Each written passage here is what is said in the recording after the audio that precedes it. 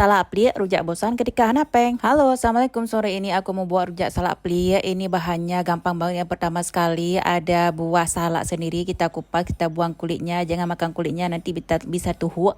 Kemudian ada juga garam, ada juga gula pasir beserta pelik atau batarana. Itu adalah fermentasi daripada kelapa. Kemudian ada asam jawa. Kemudian ada juga cabai rawit. Selanjutnya mau kita ulek dulu. Kita ulek-ulek sampai hancur seperti ini. Kita tambahkan sedikit air secukupnya saja. Kemudian kita potong-potong salaknya seperti ini. Kita pisahkan antara daging buahnya beserta bijinya. Jangan dimakan bijinya, nanti bisa uap. Kemudian lanjut mau kita ulek-ulek sebentar biar air salaknya itu keluar dan rasanya jadi lebih mantul.